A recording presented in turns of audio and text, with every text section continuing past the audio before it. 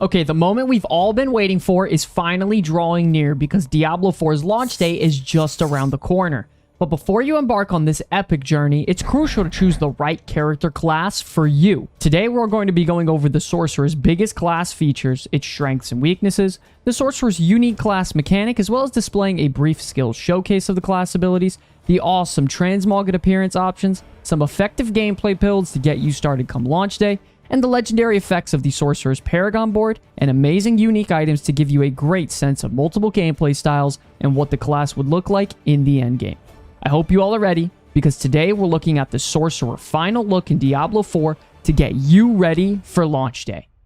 The Sorcerer is the master of the elements. It offers a high damage caster playstyle equipped with various elements to destroy and manipulate their foes through ice, fire, and lightning spells. Their use of arcane and magic offers them plenty personal utility as well as damage to make them a strong caster playstyle. Starting off with the strengths of the Sorcerers, they have a very strong AoE with a ton of their abilities in their toolkit being based around area of effect damage as well as burning over time. Their frost spells create great crowd control with slowing down enemies in general, as well as freezing them if you stack it enough. They're provided with decent mobility with teleport, and they have a very efficient farming with placeable skills and burst AoE like summoning hydras as well as blizzards to keep dealing damage in mass amounts all on the go. As you can assume, some of their biggest weaknesses include their mana management, because a mage without mana does a lot less damage. Also, if you aren't built around a heavy cooldown reduction build, you are one of the squishiest classes and most fragile in the game because you won't have your shields up a lot. And lastly, they have very limited team utility outside of crowd control,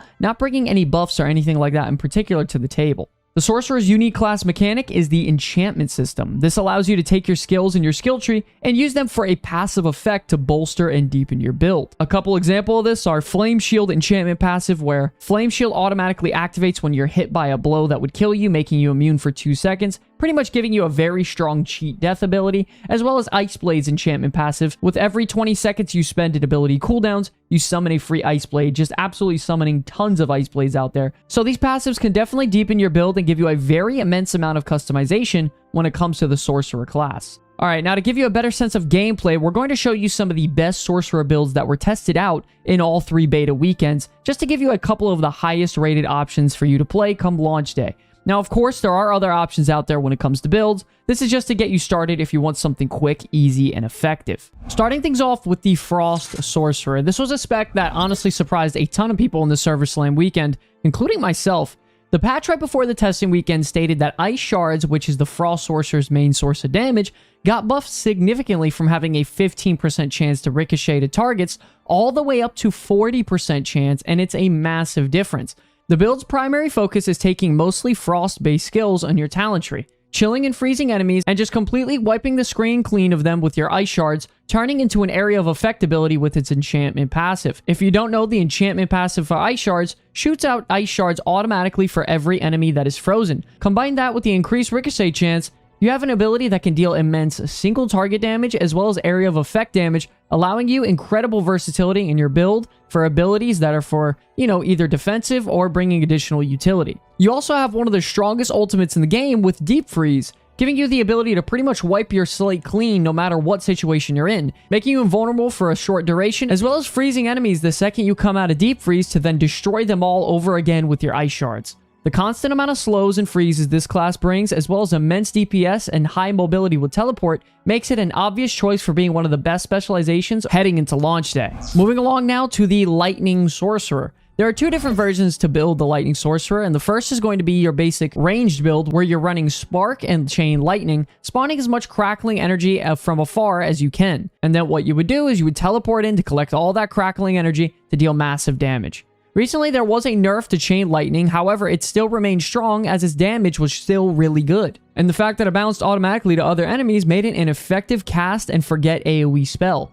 Combining this with the Fireball enchantment passive, you can cast a couple Chain Lightnings and the entire room would be cleared up from enemies for the most part. Combining this with the Fireball enchantment passive, you can cast a couple Chain Lightnings and the entire room would be cleared up of enemies, bringing you incredible AoE damage. On the other side, you have Arc Lash as well as Charge Bolts, being used together in a build as almost like a melee type of build. This is going to be your up-close and personal Sorcerer build, using Charge Bolts almost as like a shotgun-like ability to deal massive AoE damage up close and stunning enemies with Arc Lash. We do recommend grabbing a couple defensive skills if you are going to run this build, as the Sorcerer is an incredibly fragile class. This build in particular is going to perform a lot better later on in the game when you get a lot more passives and legendaries to increase your survivability, as well as increasing your damage to enemies that are closer to you in general. All in all, the Lightning Sorcerer is engaging, fun, and thrives in killing rooms full of enemies in just a matter of a few seconds. Now, for those of you that don't know, the Paragon board is a feature that unlocks at level 50 and is going to be a very major part of Diablo 4's endgame. You get 4 Paragon points each time you level up past level 50, and you can spend them on tiles to further progress your character. Tile benefits range from minor stat boost increases all the way up to becoming complete build enhancers. There are also gateway nodes, which are placed at the edge of the boards, which you can then attach brand new boards to and further progress through those as well. Quick disclaimer, obviously all these stats and minor details are subject to change, so take the exact numbers and percentages with a grain of salt. Moving along now to the Sorcerer Paragon board legendaries. Firstly, you have the Searing Heat. Casting Fireball or Meteor increases the critical strike chance of further casts of that skill by 5% for 5 seconds, up to 15%. Additional stacks do not refresh this timer. This board focuses primarily on increasing your fire skill damage as well as damage over time and critical strike damage. Next up, you have Frigid Fate. Dealing cold damage to vulnerable enemies increases your lucky hit chance by 1% for 5 seconds, up to 15%. This board increases your damage upon vulnerable enemies as well as reducing the damage you take from cold elements. After that, you have Static Surge. Stunning close enemies, restore 10 mana. This board heavily increases the damage you deal to stunned enemies by up to 25%, as well as increasing your survivability in melee range. Next up, you have Elemental Summoner. Your conjuration skills have a 10% reduced cooldown or mana cost per conjuration skill you have equipped. This Paragon board primarily increases your attack speed, as well as heavily increasing the effectiveness of all your summoning spells. After that, you have Burning Instinct. Your burning damage is increased by 40% of your critical strike damage, further increased by 5% for every 20 intelligence you have. This board is focused upon bringing more damage as well as survivability against enemies that are burning overall. Next up, you have Icefall. Killing a frozen enemy grants you 15% of your maximum life as a barrier for 5 seconds. This Paragon board is focused upon increasing damage and survivability heavily against chilled targets. After that, you have Ceaseless Conduit. Crackling Energy has a 25% chance to not consume a charge when triggered. Crackling Energy's damage is increased by 2% per 20 total intelligence you have. This board is focused primarily on increasing the damage you deal with Crackling Energy and increasing your survivability overall.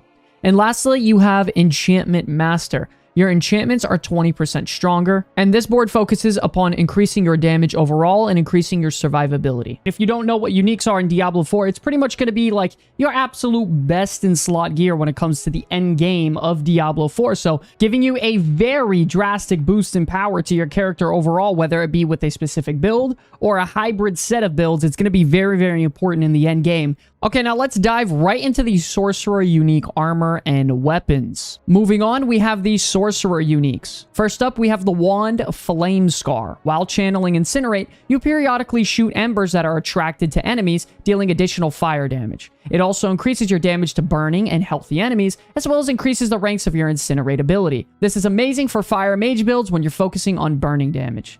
After that, you have the Staff of Endless Rage. Every third cast of Fireball launches 2 additional projectiles. This also increases the core skill damage and Fireball attack speed, as well as increases your ranks of Fireball overall. Next up, we have the Staff of Lam Ascend. Charge bolts pierce, but deal less damage. This also increases your lightning damage and gives you mana per kill, and also increases the ranks of your charge bolts ability. After that, we have Isadora's Overflowing Cameo. Collecting Crackling Energy gives you a 10% chance to release a Lightning Nova, dealing damage to nearby enemies. This also increases your Crackling Energy damage, gives you additional movement speed, and increases your ranks of the Shocking Impact passive. Next up, we have the chess piece Raiment of the Infinite. After using Teleport, close enemies are pulled to you and stunned. Teleport's cooldown is increased by 20% also. This also increases the damage to close and stunned enemies, as well as gives you +1 to the rank of Glass Cannon passive, making a great overall piece for the Sorcerer. After that, we have the Gloves of the Illuminator. Fireball now bounces as it travels, exploding each time it hits the ground, but its explosion deals less damage. This increases your critical strike chance and Fireball attack speed, and also increases the ranks of your Fireball ability also. And finally, we have the Ice Heart's Pants. Enemies that die while frozen have a chance to unleash a Frost Nova, making for an insane unique if you're a Frost Mage build, and it also increases the damage to frozen and injured enemies, and increases your freeze duration on enemies as well. To wrap it up, ladies and gentlemen, if you love massive AoE damage and super flashy abilities with a high skill cap, there's no doubt the Sorcerer can easily be your main. Don't forget, ladies and gentlemen, we are also doing a giveaway for a free copy of Diablo 4, which we will announce near the end of May, right before launch. So if you guys are interested, please be sure to check the link in the bio to see how you can earn a free copy for yourself. And we also have an official Comeback Kids Diablo 4 Discord server with almost 1,000 people in there talking and chatting every single day about Diablo. So